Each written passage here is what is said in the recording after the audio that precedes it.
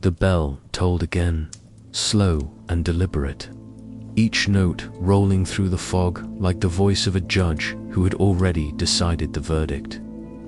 Its echo clung to the frost-laced walls, shivering across shutters and frozen thatch.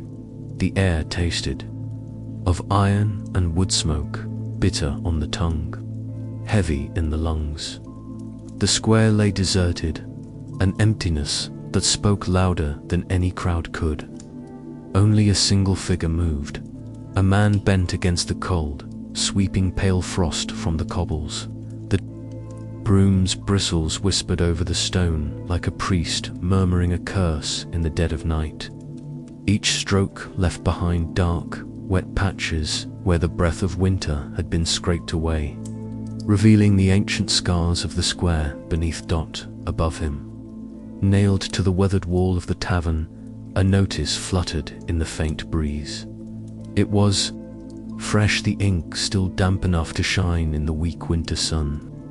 Oxblood had been used to darken the letters, and its coppery taints still lingered in the air.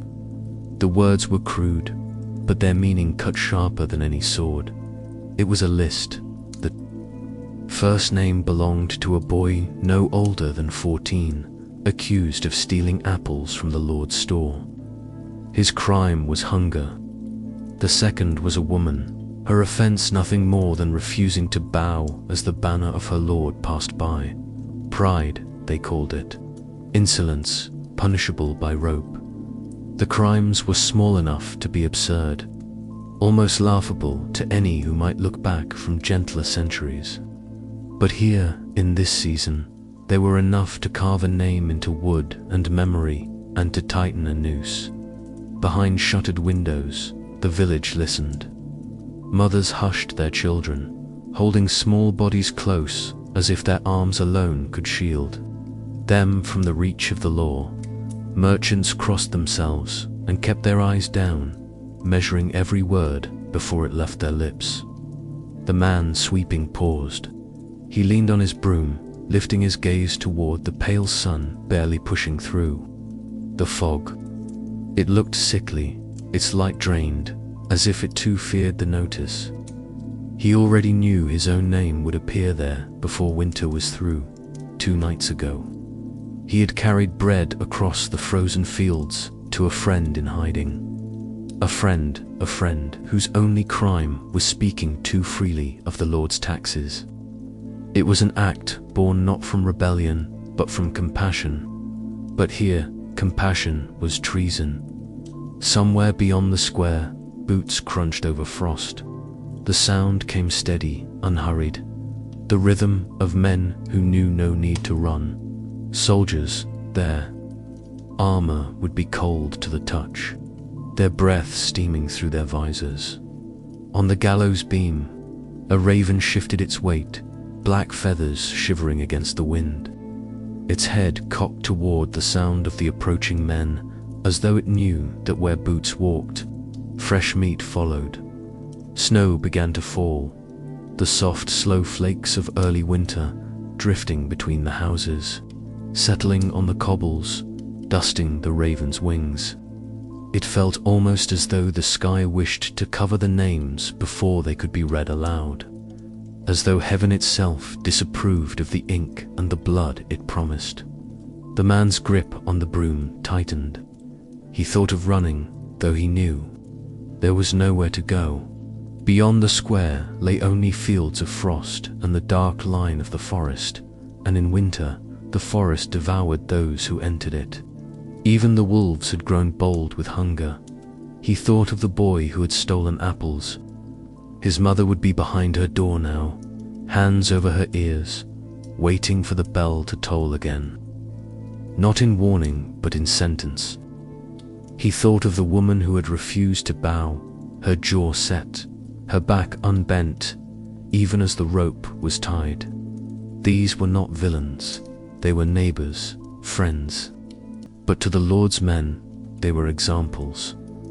The boots drew closer. He heard the faint clink of chain, the low murmur of voices. One voice laughed, not a cruel laugh, but the careless one of a man for whom this day was no different from any other.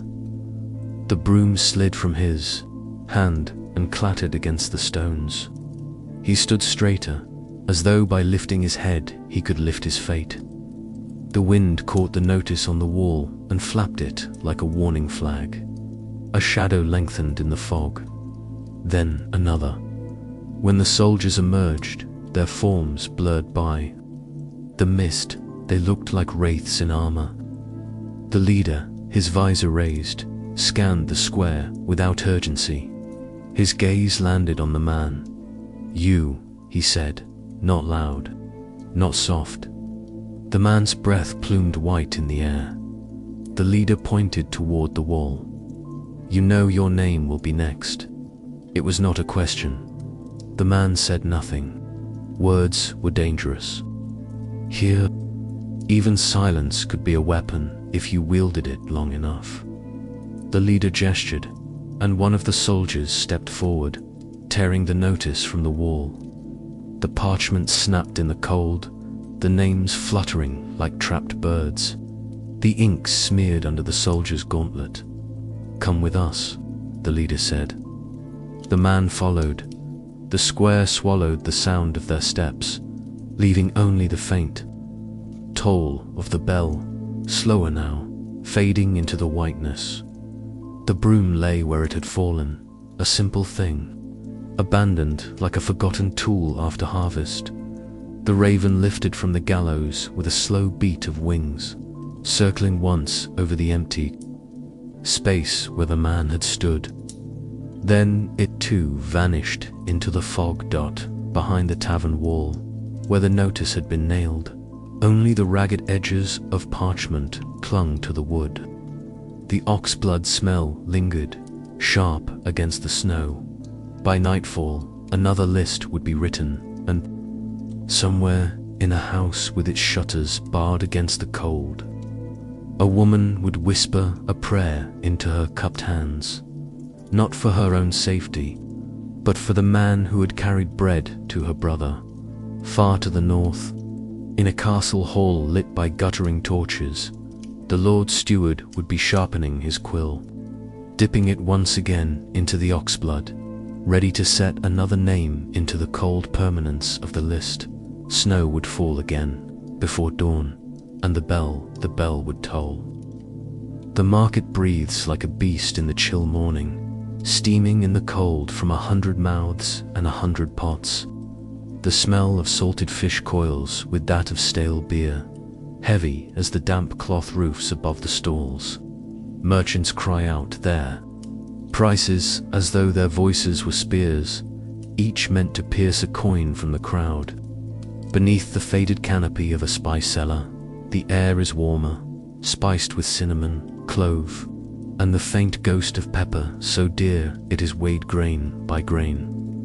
There, a woman stands, her hands weathered from years of kneading dough, her shoulders bowed from carrying water up the hill each dawn. Her fingers linger over a cord of silk that gleams even in the dim light. It is smooth as river water, the red of a pomegranate's heart, the kind of thing she has only seen wrapped around the wrists of noble brides. It should not be here, not within reach of a baker's wife, and yet it is. She feels it once, then twice, as if her skin cannot believe what her eyes are telling her. The spice seller's gaze sharpens, following the trail of her touch. He says nothing, but the silence between them thickens like boiled syrup.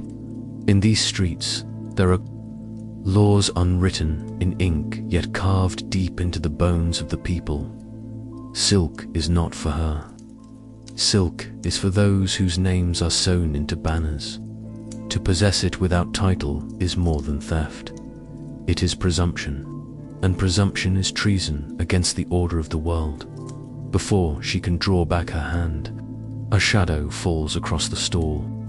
Two men in the livery of the city guard stand before her, faces stony, hands resting on the hafts of their halberds. One is young, with a faint scar curling from his lip.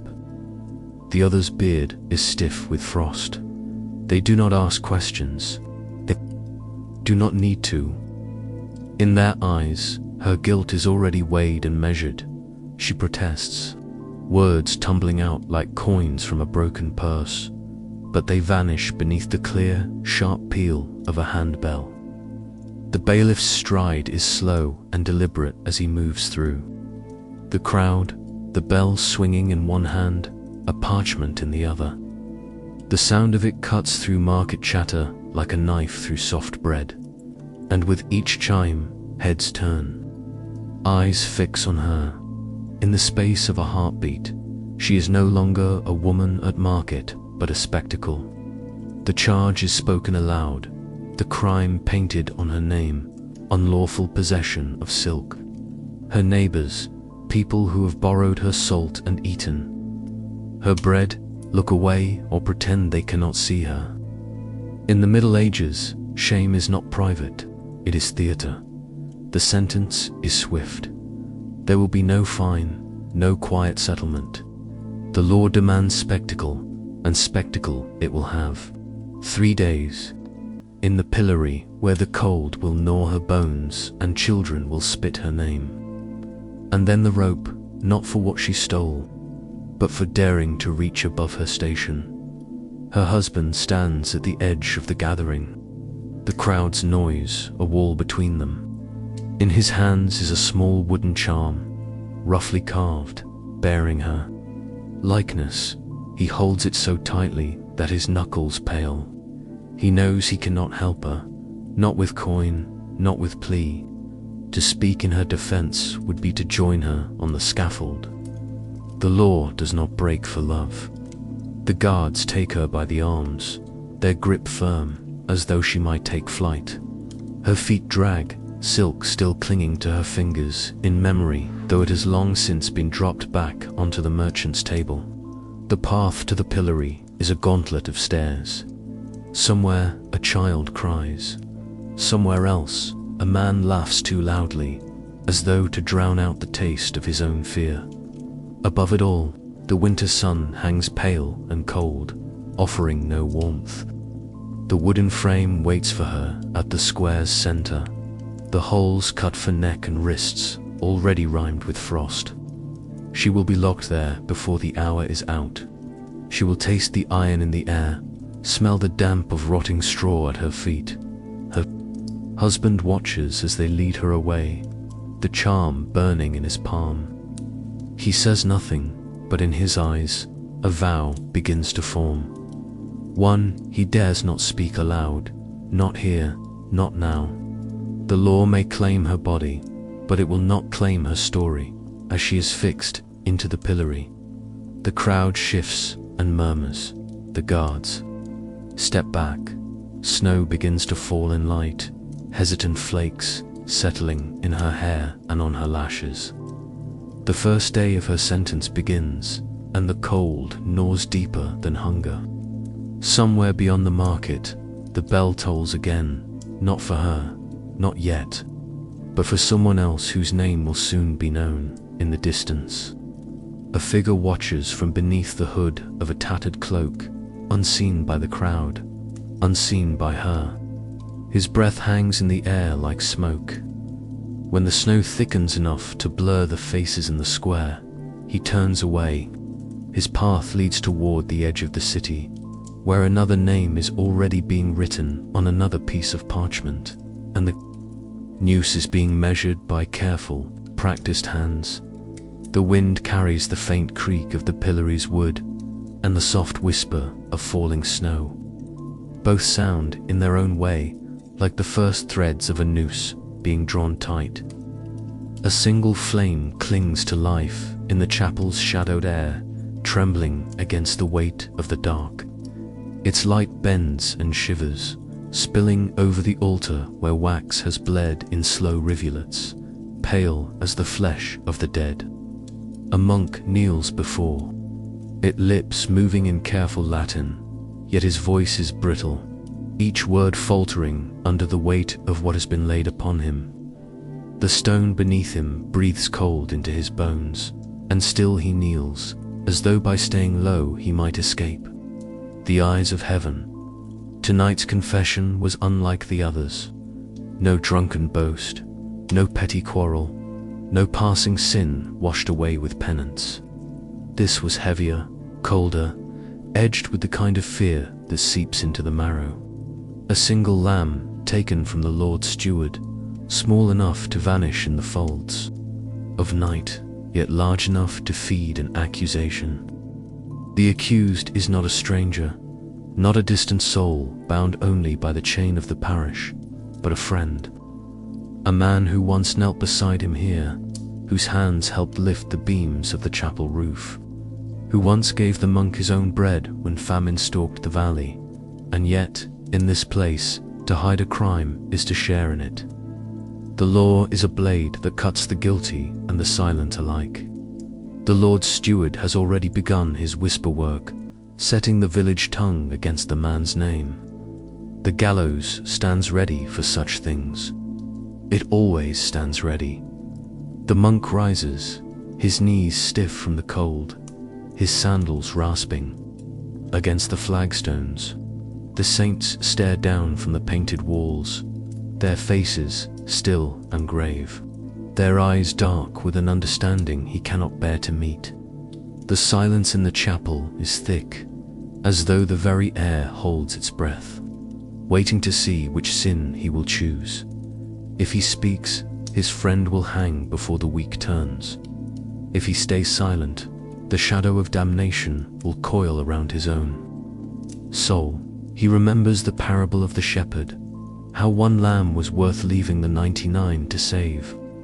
But here there is no shepherd, only the wolf, the flock, and those who watch from the edges, hoping the teeth do not turn toward them. Draught pushes through the chapel door, rattling its hinges like an impatient messenger. The sound of the wind carries with it the thin cries of the night, the lowing of cattle, the shuffle of boots on frozen ground, and somewhere beyond the dark, the dull ringing thud of a hammer on wood. Gallows work, his hands folded in prayer, tremble. He had told himself once that the truth was always the servant of God. But truth here is a weapon, sharpened in the wrong hands. In the Lord's court, truth can be bought, truth can be broken, truth can be made to hang the innocent. He closes his eyes, but the image is there all the same. His friend's face drawn with fear, his feet bare upon the scaffold, the rope, humming like a taut string before the drop, and behind him, the steward watching with a smile thin as a blade. The monk turns toward the altar again, the candle's flame shrinking into its own pool of dying light. The saints do not move. The saints do not speak. Somewhere beyond the chapel, the first toll of the curfew bell rolls across the fields, slow and heavy. The choice will not wait for morning. He breathes deep and slow, tasting the cold in the air, the faint tints of melted wax. He knows that whichever path he walks, one soul will fall. The question is only which one will carry his weight into the grave. As the wind groans against the chapel door once more, he steps forward, his hand reaching for the latch.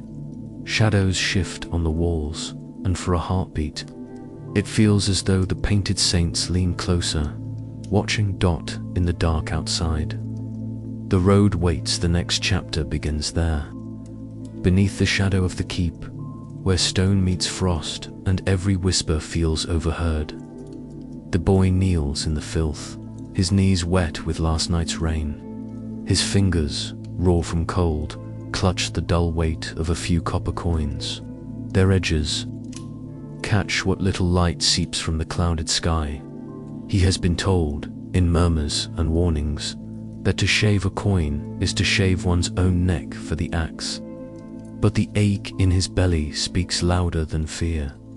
He draws a blade no longer than a finger, its edge chipped from years of cutting rope and peeling bark. Slowly, he scrapes along the coin's rim, the sound faint, like a mouse gnawing wood in the rafters. Silver dust drifts down, clinging to his skin, catching in the cracks of his fingers. It gleams like frost in the half-light. His breath comes shallow, for every movement feels watched, and perhaps it is, for the market today is quieter than it should be, its noise muffled, as though the very air waits. Somewhere a bell tolls. The boy tucks the altered coins into his pouch and rises, his joints stiff. His eyes sweep over the stalls. The smell of onions sharp in the air, wool hanging damp from a beam, a stray dog nosing at a fallen turnip. He steps toward the baker's bench, drawn by the sight of a round loaf still steaming, the crust splitting in golden cracks. The smell is almost unbearable. He places the coin on the counter. The baker's hand hovers above it for a heartbeat too long, his eyes narrowing. And then that smile, brief and tight, like a candle snuffed before its flame can steady. From the edges of the square, men emerge, not walking, but rising, as if they had been part of the walls and stones themselves. The sheriff's men, their boots heavy, their eyes fixed. The boy does not run. There is no space to run to. A hand grips his collar, another twists his arm until the bone feels ready to crack. It is not for the bread, one of them says, voice low and almost sorrowful. It is for the king's coin. The loaf falls from the baker's hand, landing in the mud where water and flour mix into a paste. The boy's wrists are bound with a cord that bites into his skin, the silver dust still caught between his fingers. He watches it sparkle faintly, like something holy. Even as the cord pulls tighter, they drag him toward the whipping post, the same beam where thieves and debtors had screamed before him. The air thickens, the crowd's murmurs grow. Somewhere, among them, a mother covers her child's eyes. Somewhere else, a man spits into the dirt. The boy's mind flickers to his sister, who will wake to find his side of the mat cold. He wonders if she will understand why he did it, or if she will curse his name for the shame. The sheriff stands nearby, his hand resting on the hilt of his sword, but his gaze fixed not on the boy, but on the marks stamped into the confiscated coin. It is one of the king's traps, a symbol hidden within the metal, unseen to any but those who know where to look. A coin meant not to buy bread, but to bait the starving. The rope is tied. The boy's face is pressed against the rough grain of the post. Splinters prick his cheek. He hears the leather being uncoiled, the soft whistle of air as it's tested. And then the first strike, white hot across his back, stealing the breath from his lungs. Each blow drives him deeper into the wood, his teeth biting down to keep from crying out. By the fifth, he feels his knees wanting to give. By the seventh, his thoughts are no longer of bread, nor of hunger, but of the snow that will fall soon, and whether he will see it. When it ends, he is left tied there for the square to watch. The sheriff's men stepped back, satisfied. The baker is gone, his stall closed. A dog noses at the fallen loaf, tearing into it without care for its worth. The boy lifts his head enough to see the sky between the rooftops. The clouds are heavy, low, the color of old pewter. He imagines them breaking, snow falling soft enough to cover everything, the mud, the blood, the silver dust on his hands. Somewhere in the distance, the great bell tolls again, not for him, but for someone else. And yet the sound seems to follow him, even as the square begins to thin and the wind snakes through the alleys. The sheriff turns once more toward the keep, where behind closed doors, other decisions are made. Decisions that will decide whether this boy's fate is sealed tonight. or whether another hand might yet reach for him before the final blow. And as the last of the crowd disperses, a figure lingers in the far archway, watching. A figure who knows that silver dust tells a longer story than hunger alone. The wind carried the sound before it carried the riders. Low at first, like the growl of a distant storm. The hoofbeats rolled over the frostbitten earth, rattling the shutters of cottages and stirring the dogs from their slumber. By the time the first crow lifted from the green, the sound had thickened into a drumbeat, steady, merciless, and far too measured to belong to wandering merchants or lost travelers. In the village green, where the frost still clung to the grass, a widow sat beside her loom. Her fingers moved with the patience of winter branches, pulling thread through thread, drawing the world she remembered into cloth. The loom groaned softly under her touch, and the pale wool shifted into shapes that only memory could summon. The curling vines, the gilded lions, the endless braid of gold and crimson that once hung in the hall of a great house she had entered as a child. She did not weave for coin alone, nor for glory. She wove because beauty was the last thing she could still make with her own hands. The last thing this world had not yet taken from her. She did not hear the first gasp from the baker's wife.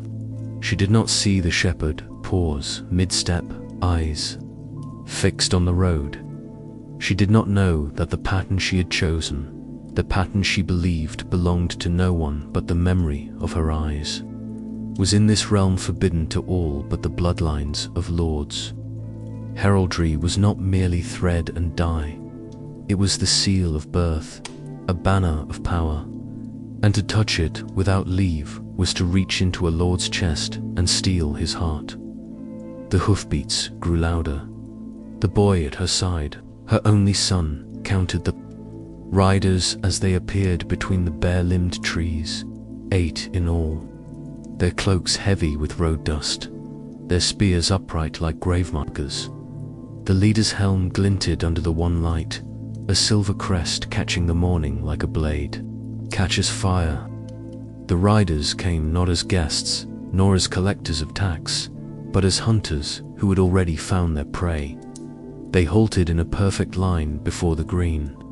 No word was spoken. Only the jingle of harness and the steaming breath of the horses broke the stillness. Then the leader dismounted. His boots sank into the cold mud as he crossed to her loom. Without greeting, without question, he seized the half-finished tapestry and ripped it from the frame.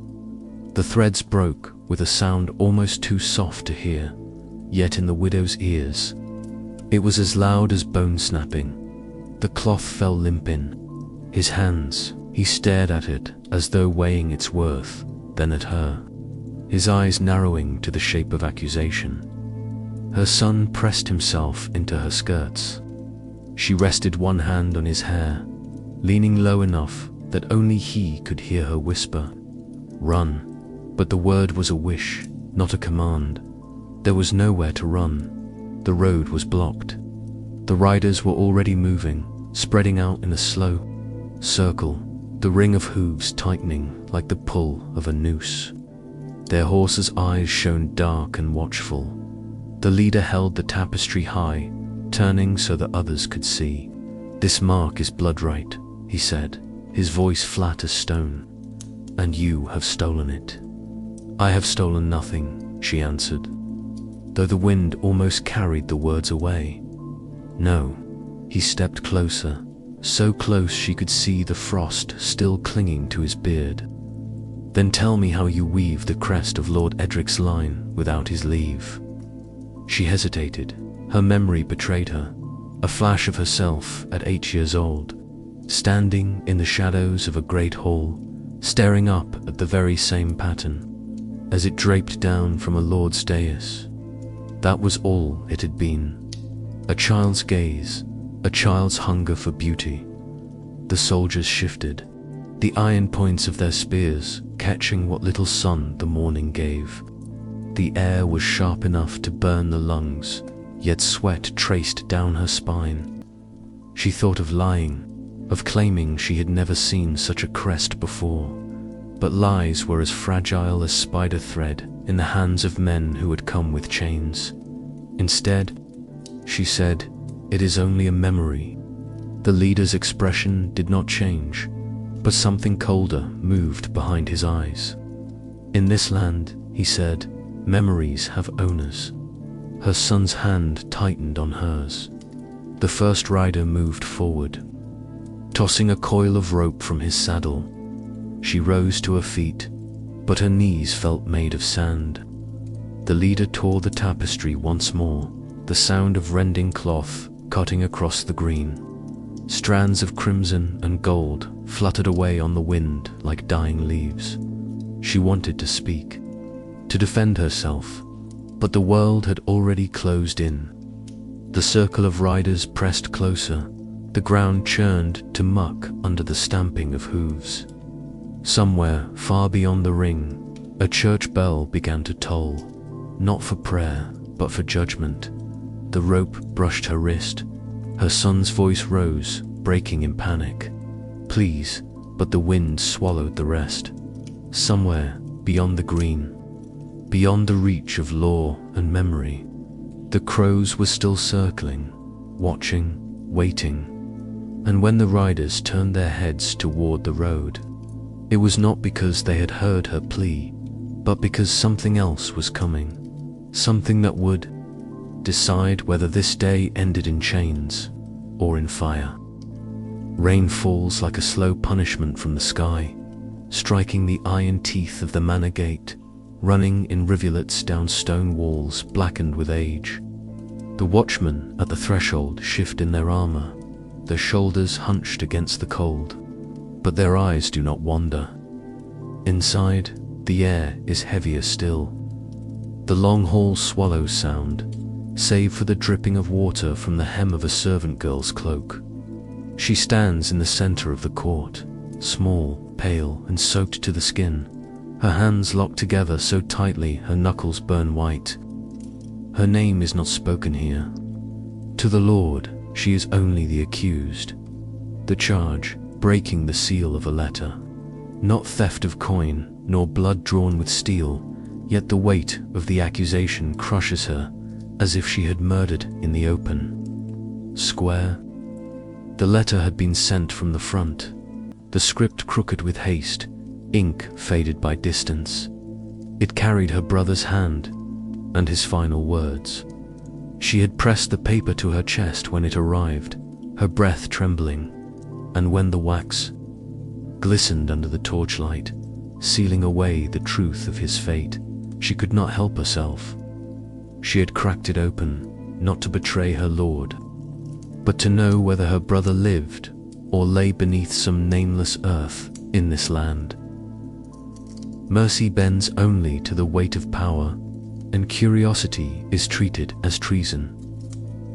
The Lord sits above her on a dais of dark oak, flanked by advisors whose eyes glitter with a cold hunger for judgment. Between them, the wax seal broken, jagged rests in a shallow bronze bowl. It might as well be her heart lying there, split and emptied. The scribes dip their quills and scratch her answers into parchment, though her words spill out ragged and uncertain. She tries to speak of blood ties, of grief, of the letter's meaning to her alone. But each syllable is swallowed by the silence of the court, falling into the void where compassion should be. The air smells of wet wool and tallow. Smoke. Above, in the gallery, other servants huddle in the shadows, their faces half hidden, their eyes lowered. None will meet her gaze, for each of them knows the truth. Today, it is her neck beneath the blade of the law. Tomorrow, it could be theirs. The Lord's fingers tap the arm of his chair. "You broke the seal," he says at last, his voice slow, deliberate, and stripped of pity. The words are not a question, they are the closing of a door. She nods, for to lie would be pointless, and the truth is already carved into the wax itself.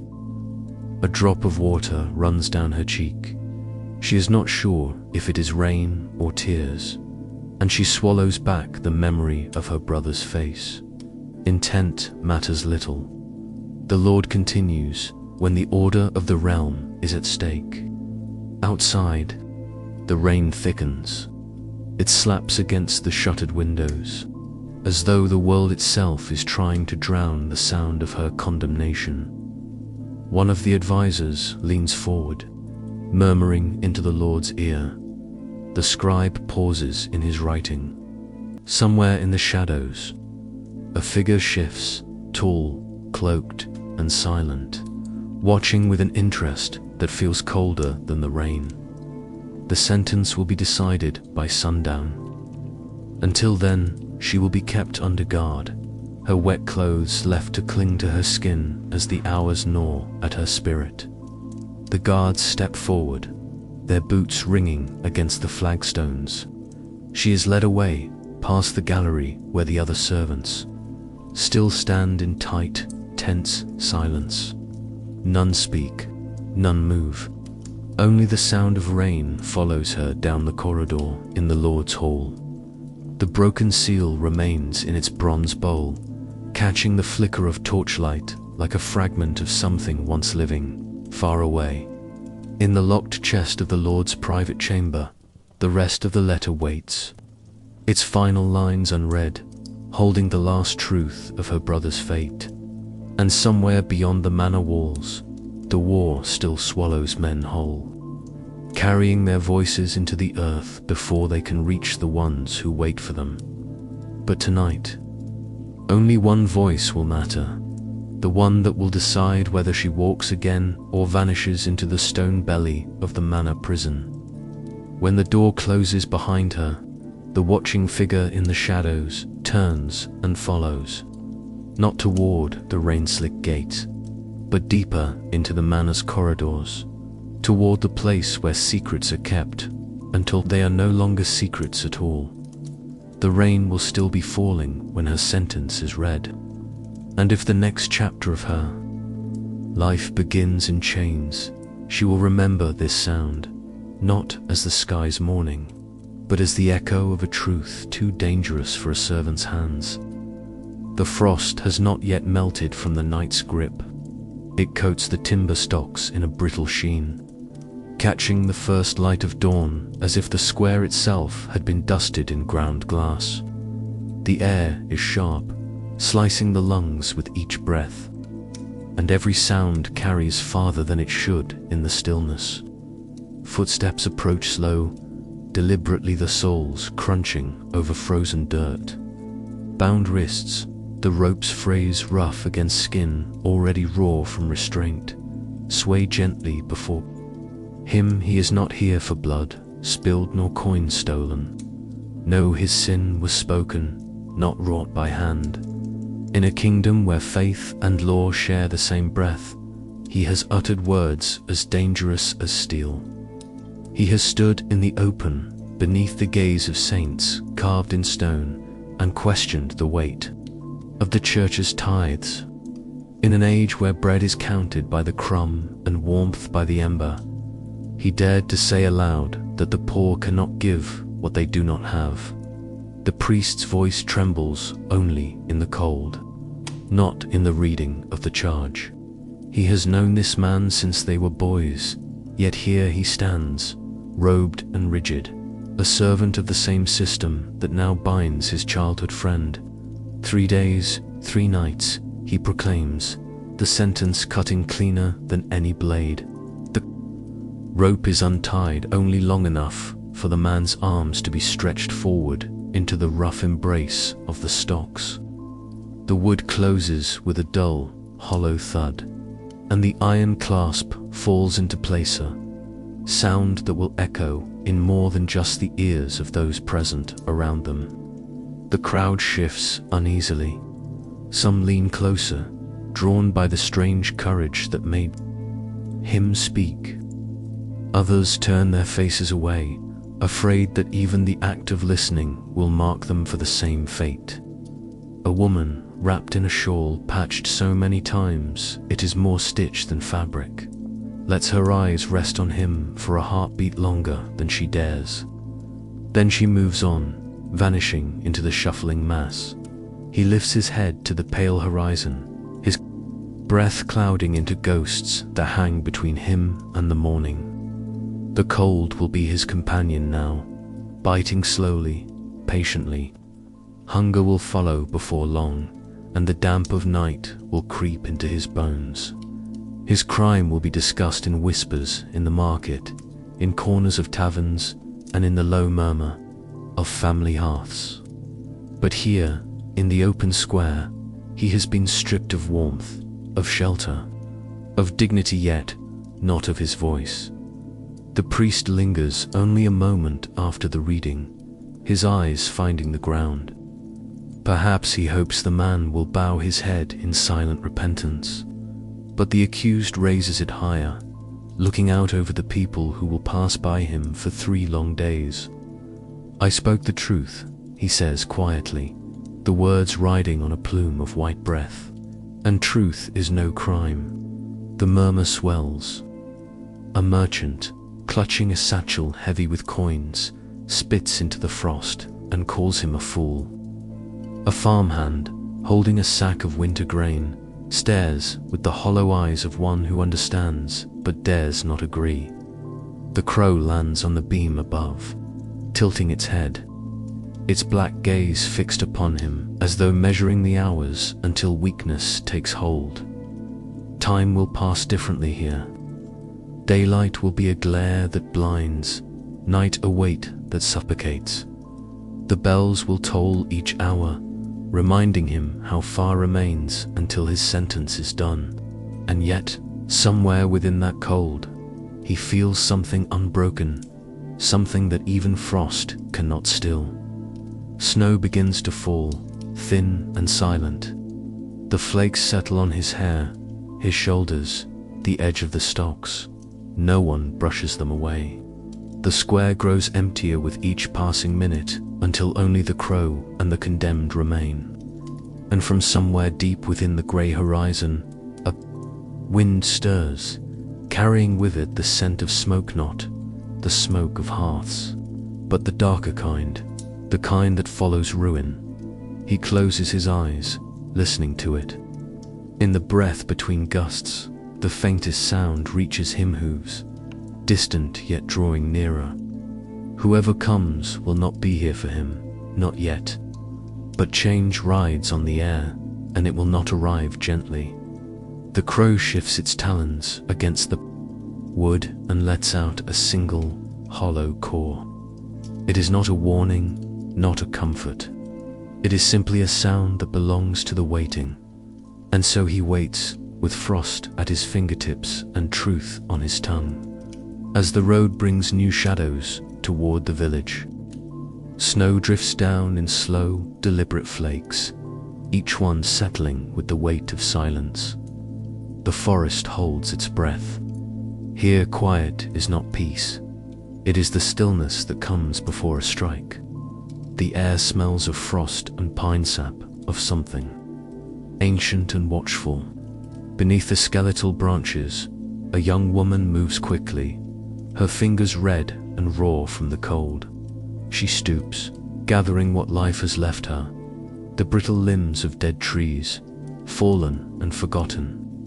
They will burn hot enough to keep the fever from taking her child through the night. Her shawl is thin, patched too many times to keep the wind from biting. Still, she works with the desperation of one who knows that winter bargains only with the ruthless. In this land, even the dead wood belongs to the Lord, by decree, by seal, by the iron teeth of the law. But hunger does not read parchment, and cold cannot be bribed. The first sound is not a voice, but the crunch of boots on snow, slow, steady, coming closer. She freezes, a branch half bent in her hand, her breath forming ghosts in the air. She hears the jingle of metal at a belt. These are not men hunting deer. They are hunting her. From between the pines, they emerge, 3 of them, clad in the Lord's colors. Their fur-lined cloaks ripple in the wind like banners before a battle. The tallest steps forward, his gloved hand lifting, finger pointing at the bundle in her arms. The others hang back, but their hands rest easily on the hilts of their knives, not because they need them, but because they enjoy reminding her that they could. The steward's voice is as cold as the air. The forest is not yours. She swallows hard. Words stick in her throat before she can push them out. My child, her voice cracks. He burns with fever. Our fire has died. The night will kill him. The man's eyes do not soften. The law is a mask carved from stone. The cords she used to tie her bundle are stripped from her hands. They are turned against her, biting into her wrists until her skin throbs. The branches scatter at her feet, rolling down into the snow. There, promise of warmth broken before it could reach her hearth. Snow begins to fall harder, coating her hair, her lashes, the cords around her wrists. Each flake erases a trace of her presence. Her footprints fill in behind her, as though the forest itself wishes to hide her crime from the world.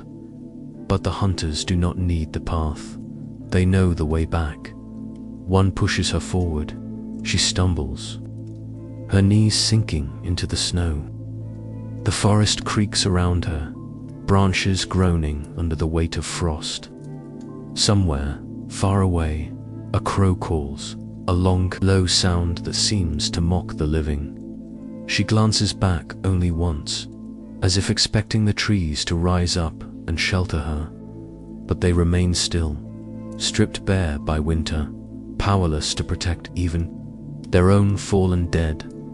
By the time they reach the clearing, the snow has begun to choke the air, the flakes thick enough to blur the shape of the manor in the distance.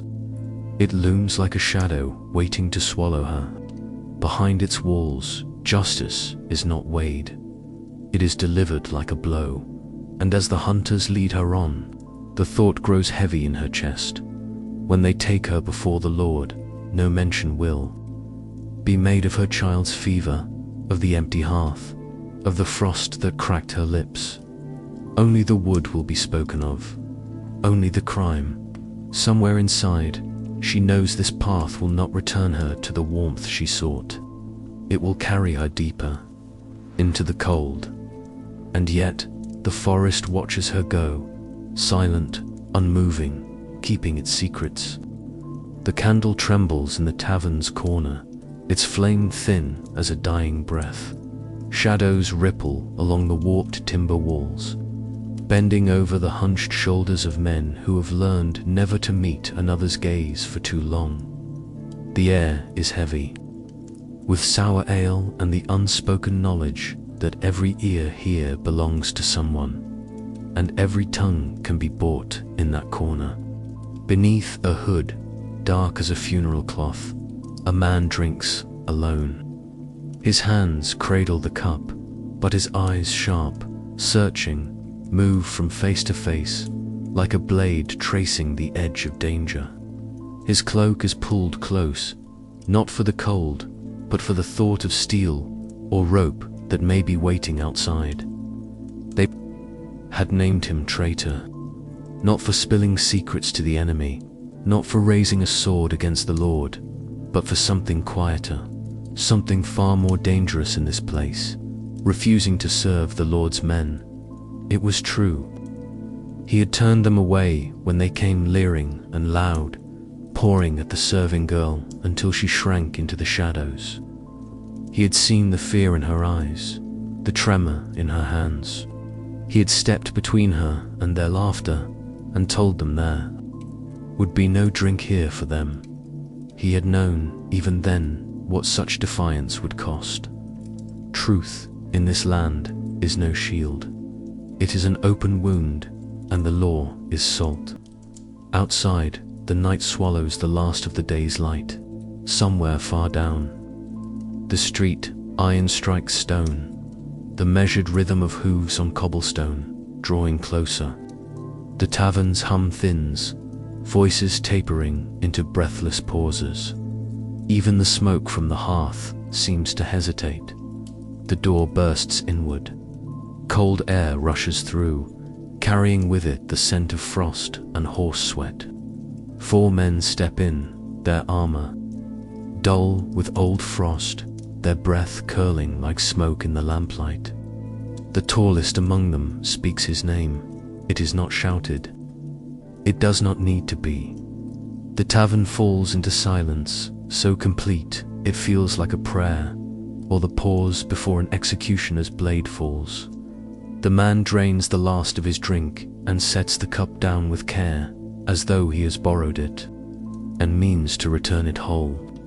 His chair creaks as he stands, the wood groaning like an old friend unwilling to let him go. There is no protest, no plea. Those are wasted things here. A man might shout his innocence until his throat runs raw, but the wind carries such words away before they reach the castle. The guards move in, their boots grinding sawdust into the floor. One clasps a heavy hand on his shoulder, not cruelly, but with the firmness of a man closing a door that will never open again. Behind the bar, the serving girl does not move. Her hands clutch the mug he had just held, fingers pressed so hard to the clay that they whiten. She does not speak.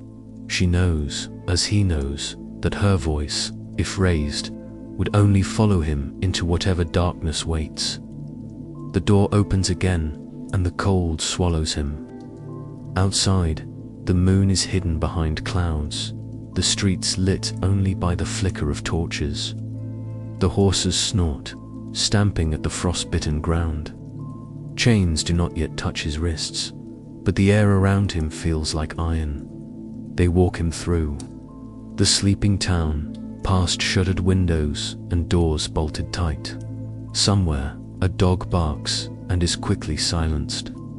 The world narrows to the echo of boots, the muted jingle of bridles, the pale breath of men and beasts rising into the night. No one follows, no one watches. In this place, to see is to share the crime. When they reach the edge of the road, the guards mount their horses. One offers him a rope to hold while he walks, not for restraint, but for the message it carries. A courtesy extended only to those who have already been judged. He glances back once, to the tavern where a single candle still burns in the far corner.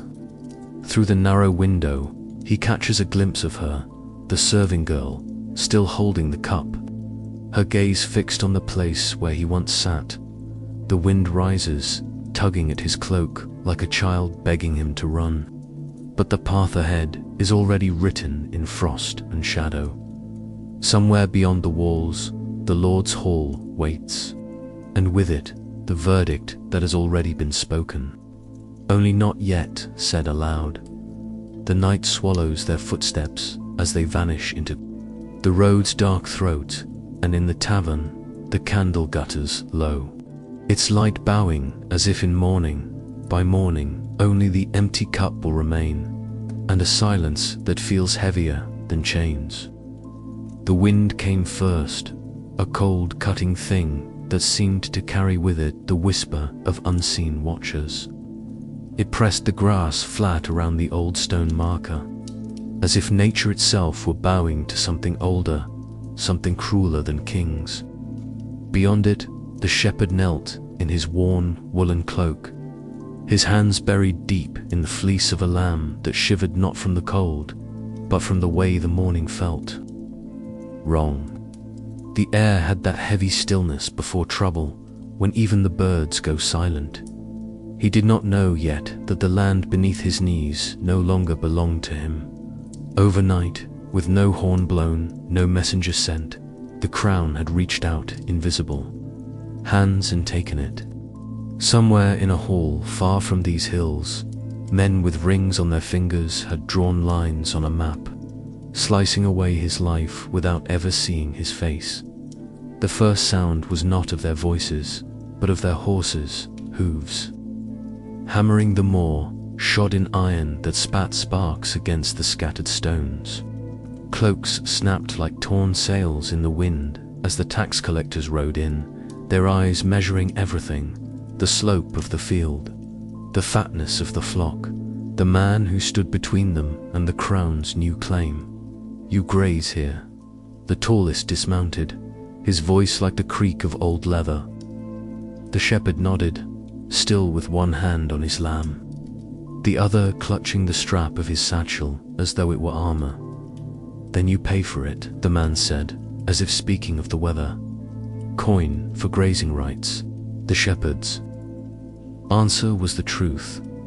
But truth, in these days, was the poorest defense a man could carry. He had no coin. His flock was his bread, his meat, his winter's hope. To give even one away would mean hunger. The collectors' faces did not change. Men like them did not weigh mercy, they weighed value. In their eyes, a sheep was not a living thing but a tally mark, one that now belonged to their master. When he refused, the blow came fast. A fist of chainmail met his jaw, and the ground rose up to meet him.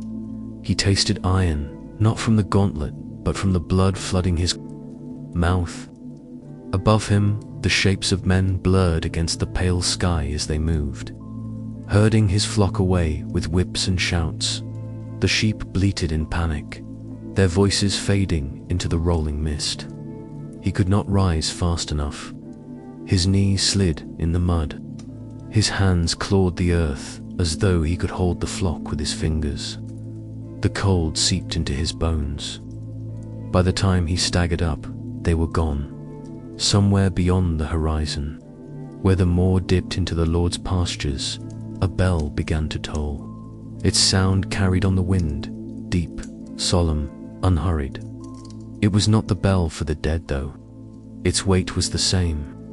It rang for the passing of something quieter but no less final. A livelihood, a place in the world, the thin thread of survival now cut. He stood there, blood on his teeth, watching the place where his flock had vanished. The mist closed behind them like water swallowing a ship, and in that silence, a thought began to take root. A dangerous one. If the law could strip him of his land without warning, then perhaps the law was not worth fearing at all. The wind shifted, carrying the faint smell of smoke from the Lord's hearths. Somewhere out there, the animals he had raised since birth now grazed under another man's banner. His wife would be waiting in the small stone cottage on the edge of the moor, expecting him to return with the flock at dusk. His children would look to him for supper. Tonight, there would be none. The bell tolled again, and this time it felt as though it were marking the first hour of something new, something that would either save them or see him swing from the gallows. He wiped the blood from his mouth, his eyes never leaving the horizon, and began to walk toward the Lord's lands. The wind followed. The torchlight shivers against the wall, its flame dancing with each breath of the draught that seeps through the stone. The cell smells of everything forgotten, straw too damp, too warm, rot too old to name, and the sour perfume of mildew that clings to skin and tongue alike. Water drips from somewhere unseen, each fall of it a metronome counting down the hours he does not have. The young scribe sits with his back against the wall, shackled at wrist and ankle, the cold of the iron gnawing through flesh to bone. His fingers, blackened with ink, twitch by habit, the reflex of a man who has lived by the movement of quill on parchment. The nail of his thumb still bears the stain of yesterday's work, though here, yesterday is a dangerous thought. Time in prison does not pass. It rots in his lap. Like the relic of a better world, rests a scrap of parchment. It is creased, muddied, and soft from the damp, Yet the dark lines of his hand remained sharp enough to cut him with their memory. He had changed a name. Just a name. In the shadowed world of courts and seals, such a change is treason's twin. He had taken the name of a man who grew fat on stolen bread and placed, in its stead, another, a name belonging to one who would give, not take. In his mind, the act was a restoration of balance. But balance is a word spoken in whispers. Law is shouted from gallows. The rats move like shadows, given form, bold in their hunger. They run the length of his leg, scurry between the straw, and scratch over the parchment as if mocking the weight of what it bears. One pauses to sniff the ink, now dulled by the moist air, then scurries away toward the deeper dark. The scribe watches them without fear. It is not the rats that come for him. He lifts the parchment, tilting it toward the light, willing the words to shine as they did when his hand first formed them. The letters look swollen now, blurred at their edges. He whispers them aloud, each syllable trembling from his lips, a prayer in the shape of another man's name. Perhaps if he speaks it enough, the ink will bind itself to truth before the rope binds itself to his throat. Somewhere beyond the bars of the corridor, dawn begins to seep into the world. It is not a gentle light.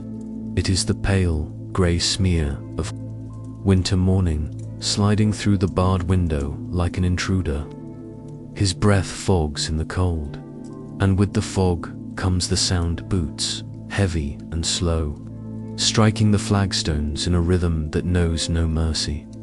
The sound grows closer, carrying with it the scent of oiled leather and rain. Keys jangle, chains shift.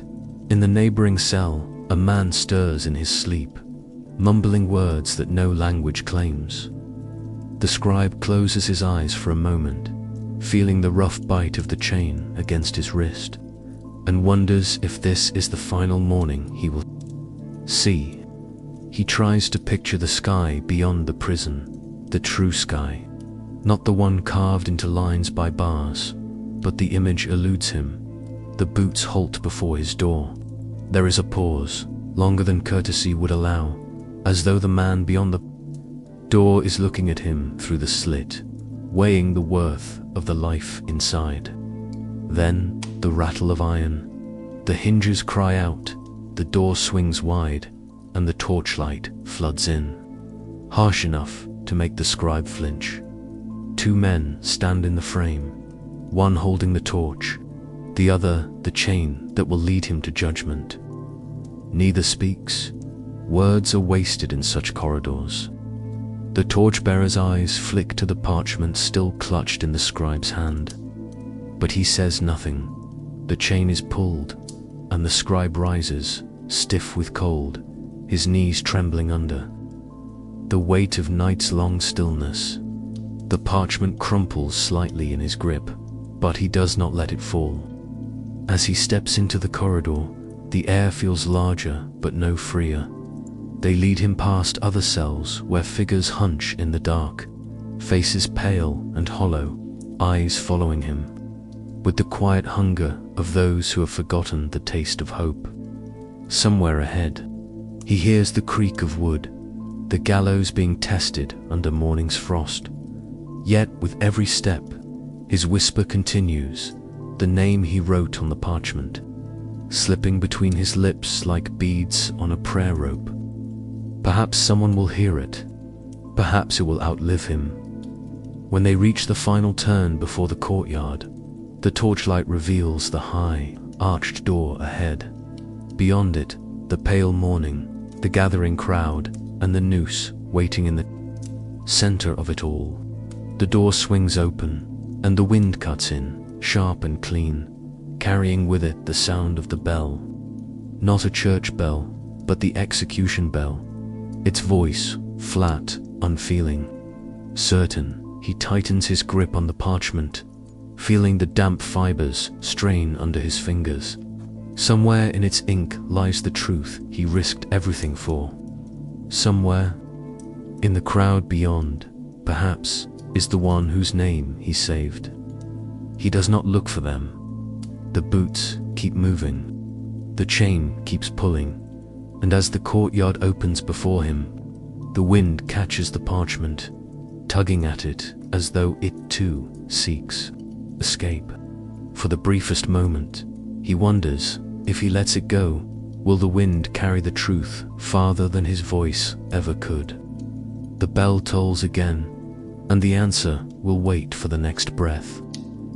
The gallows rise like skeletal fingers against a morning sky bruised purple and grey, their silhouette sharp against the trembling light.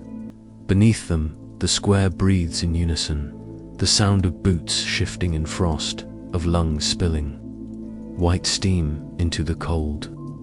Faces lean forward, wrapped in wool and curiosity, for nothing calls the people together quite like death in public view.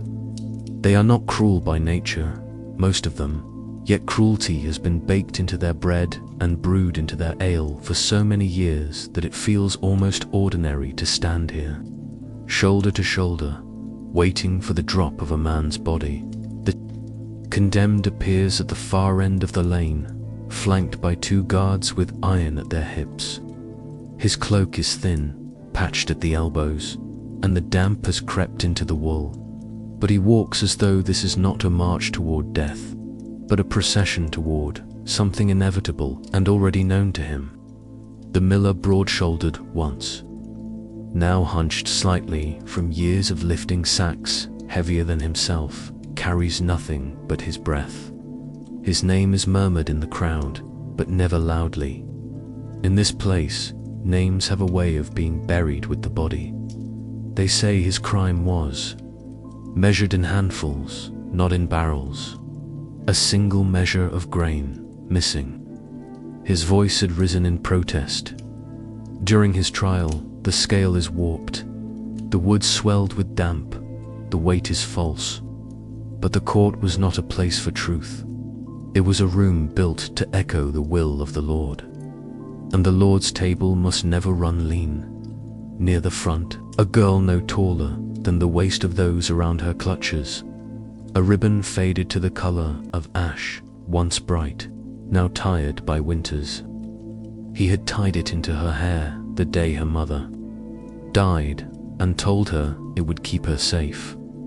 Now her hands twisted, knotting and unknotting, as though she could work her father free with her fingers alone. Tears trace pale lines through the frost on her cheeks, melting small rivers in the cold. She does not speak. She watches. The noose waits, its loop swaying gently in the breath of the morning wind, as if impatient. The wood above it is darkened, with the memory of other mornings, other bodies. A crow shifts on the crossbeam, head tilting, waiting to see if breakfast will fall from the sky. The guards guide the miller to the platform. His boots meet the wood with a dull thud. He does not look at the rope. He looks at the horizon instead, where the light of dawn struggles through the fog. Somewhere in that gaze, there is a thought, perhaps of his daughter, perhaps of the river that runs behind the mill, perhaps of the sound of wheat spilling in golden heaps when the harvest was good. The crowd leans forward as the executioner steps up, his hands black with the work of knots. The noose is lowered, the rope scratchy and stiff with cold. It settles against the miller's neck like an unwelcome hand. His shoulders lift once, as though testing its weight, then fall still. The church bell begins to toll. Each strike rolls through the square like the slow heartbeat of the earth itself. Yet it does not sound like a warning, not to the miller, nor to those who watch. It sounds like something older than justice, older than mercy, the sound of a world that has learned to live beside the blade, the rope, and the fire. Somewhere deep in the crowd, a man mutters a prayer. Another spits into the snow. The girl with the ribbon presses her face into her own hands, but leaves her fingers slightly open because she cannot not look. The executioner steps back. The lever is within his grasp. There is no speech, no last words permitted today. Mercy is not given to those who steal from the Lord's table. The wind shifts, carrying the scent of wood smoke from the baker's oven. Mixing with the sharper smell of fear, a single word escapes the miller's lips, low enough that only the crow above might hear it. It is not the name of his daughter. It is not the name of God. It is the name of the man who warped the scale. The platform falls away.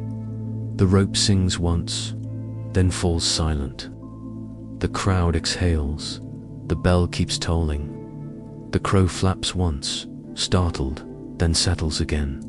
The girl drops the ribbon. It falls into the snow at her feet, the frost clinging to its threads.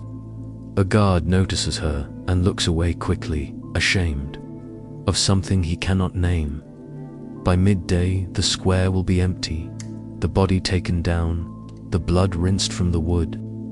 By nightfall, another measure of grain will pass through the mill, and another set of scales will tip, and another debt will be counted, and somewhere, behind the shutters of a low house at the edge of the village, a child will sleep with her, face still damp from tears, dreaming of a rope, a crow, and a father's voice carried away by the wind.